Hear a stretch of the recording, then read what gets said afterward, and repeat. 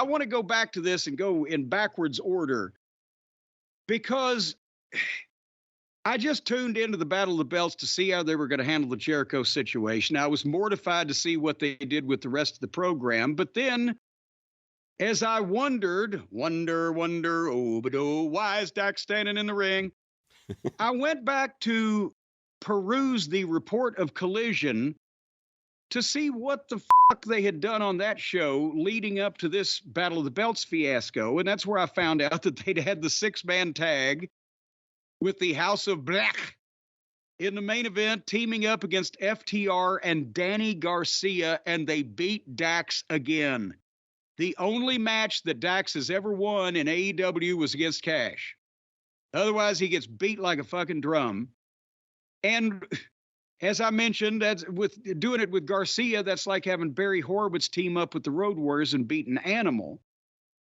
But the Collision television program is another story also, in that they had something different about that program. It was a wrestling show. The matches had a different look. They didn't do all the goofy stunts and the furniture and the fucking, shenanigans. They had the FTR and Gin and Juice, old light switch hitter, Sling Blade, what's his name? Switchblade, Jay White, and Juice against FTR, 2 out of 3 falls, was the best modern wrestling match of all time. And they had 6-mans with Punk. When it was Punk's show, you could count on a brilliant live interview or a excellently wrestled main event. And so we started looking forward to it. Once Punk was gone and his influence was gone, and they stopped using the real wrestlers and infiltrated it with all the friends of the Buckaroos, it became just a half-price fucking Wednesday Night Dynamite. Now we don't watch it at all. I said, well, maybe we're not giving them a chance. So I wanted to tell the people what the fuck they missed when they didn't watch Collision from 8 to 10 o'clock Eastern Time. Dead in the middle of prime time on Saturday night. This is what they offered in the middle of rights negotiations, in the middle of the WWE running away with everything, in the middle of multiple examples of self-inflicted wounds by Tony and his top talent doing stupid things and saying stupid shit on Twitter or whatever. They've got 2 hours of national TV. Here's what they presented to you. Edge comes out and makes a challenge to anybody. I'm dressed. Anybody that wants to come out, come on out, answer my challenge. Guess who comes out, Brian? You don't need to guess. You watch the goddamn thing. Lee Moriarty came out. Yes, he did. I think I'd already forgotten, but yes. Yes, and they had a competitive match, and Edge won. Obviously, they're not completely insane yet. And I'm not even pissing on the idea of Edge making open challenges that could lead somewhere if he did this for some period of time and then the right guy came out and beat him, especially by fucking him, because Edge is a babyface.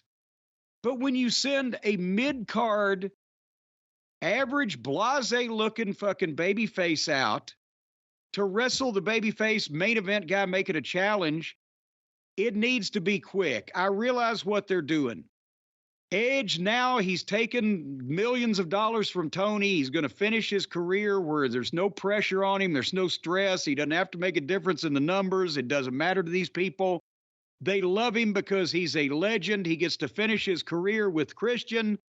And in the meantime, he can have some fun, competitive training matches with some of their young talent.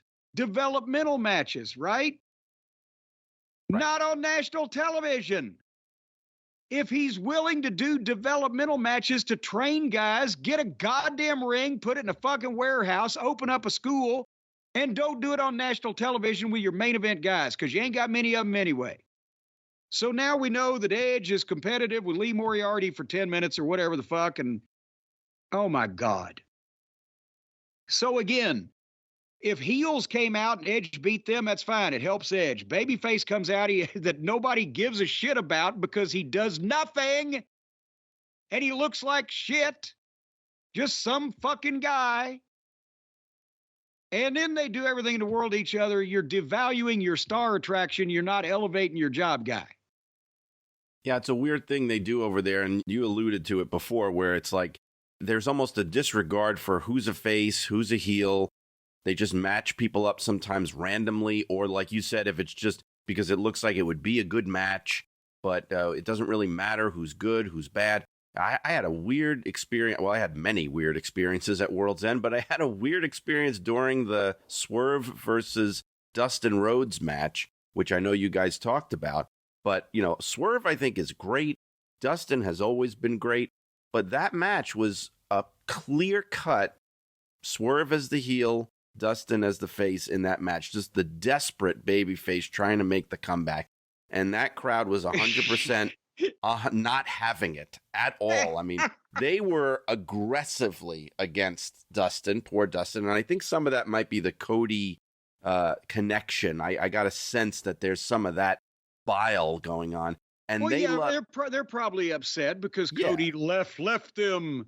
And also it was a bait and switch match. They thought they were getting Keith Lee. So now it's a substitute match. And also the biggest thing is Tony's heels are all the most popular baby faces in the company because his baby faces are so feckless, ill-presented, and bland and blasé. I mean, the heels stand out as being interesting.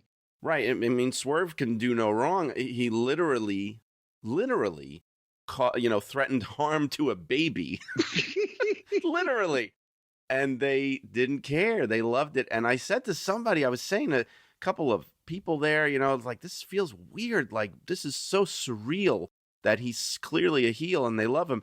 And they said something to me, which I think summed it all up perfectly. They were just like, you know what? With AEW fans, they just decide ahead of time who they like, who they don't like. And it doesn't matter what they do. It doesn't matter how they're booked. It doesn't matter what the storyline is. They just like who they like and they don't like who they don't like. And you can't change it. And that's it. And Tony pays no attention to that and just books everybody against each other anyway. Yeah. And so then that was the first match on Colette. At least Edge is a star. And then they give us the 6-man, poor Prince Nana, as one main event guy, Swerve Strickland, and the biggest bunch of dreck otherwise, Brian Cage and the Gates of Agony. Boy, agony, despair, and gloom. They beat Lance Archer and Vincent and Dutch of the Righteous with Jake Roberts, and in a battle of the fans figure, who are we supposed to cheer for? The fucking evil fucking team with Jake Roberts or the evil fucking team with Prince Nana? What the fuck? And then poor Dustin, because he did do a job to Swerve, so he had to get a win back. He beat Willie Mack on national television. And then Hangnail Page had a thrilling confrontation with J.D. Drake. And then Deonna Purrazzo, or as Timeless Tony Storm said, Donna Polizzi, beat Red Velvet. This is a prime time 2-hour national television program. Hook beat Kevin Matthews. The reason why Hook got to beat Kevin Matthews is because next week he's going to wrestle for the world title on TV. So Tony, not to be drubbed on Twitter again, has to give Hook a win before his title match or whatever. And then they had the aforementioned 6-man tag team match so that Dax could do another job. The all-around best in-ring performer on the fucking roster, him and Cash. And that was a 2-hour and again, then they go into the Street Fight Chaos, and then Julia Hart and Anna Jay and Pockets and Preston Vance. 3 hours of AEW on TBS on Saturday night from 8 to 10 o'clock. Back in the territory days, we would have cut our nuts off to have shows like a time slot like that. And he's just throwing indie bullshit at him. And in this crucial time, there's no excuse for this, except he doesn't know and he can't be told, apparently.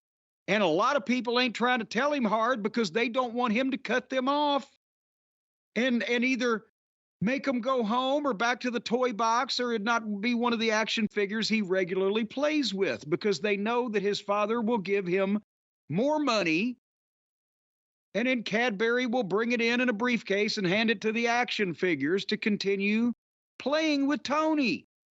But it's gotten embarrassing. I'm sorry, but this was the last straw this weekend. Look at this fucking lineup, 3 hours of television. My God, Vince McMahon would have taken a sledgehammer to anybody that would have suggested we put this on his air.